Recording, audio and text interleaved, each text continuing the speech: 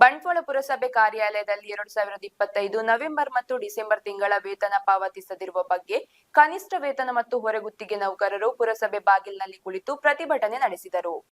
ಕಳೆದ ಜನವರಿ 6ರಂದು ಕಾರ್ಮಿಕ ವೇತನ ಪಾವತಿ ಮಾಡುವಂತೆ ಒತ್ತಾಯಿಸಿ ಪ್ರತಿಭಟನೆ ನಡೆಸಲಾಗಿತ್ತು. ಈ ವೇಳೆ ಕಾರ್ಮಿಕರಿಗೆ ವೇತನ ನೀಡುವ ಭರವಸೆಯನ್ನು ನೀಡಿದ್ದು, ಪ್ರತಿಭಟನೆ ಹಿಂಪಡೆಯುವಂತೆ ಮನವಿ ಮಾಡಿದ್ದಕ್ಕೆ ಕಾರ್ಮಿಕರು ಪ್ರತಿಭಟನೆಯನ್ನು ಸ್ಥಗಿತ ಮಾಡಿ ಕೆಲಸಕ್ಕೆ ಹಾಜರಾಗಿದ್ದರು. ಪ್ರತಿಭಟನೆ ನಡೆದ ಬಳಿಕ ದಿನ 15 ಕಳೆದರೂ ವೇತನ ನೀಡದ ಹಿನ್ನೆಲೆಯಲ್ಲಿ ಮತ್ತೆ ಪುರಸಭಾ ಕಚೇರಿಯ ಮುಂಭಾಗದಲ್ಲಿ ಪ್ರತಿಭಟನೆ ನಡೆಸಿದರು.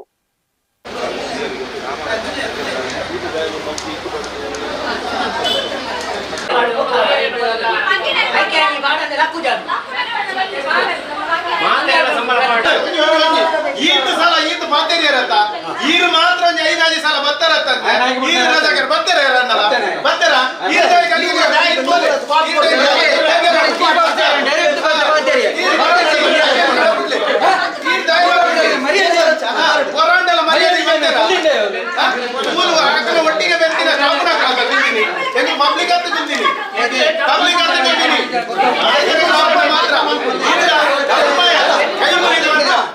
ಬರೋಚಿ ಸರ್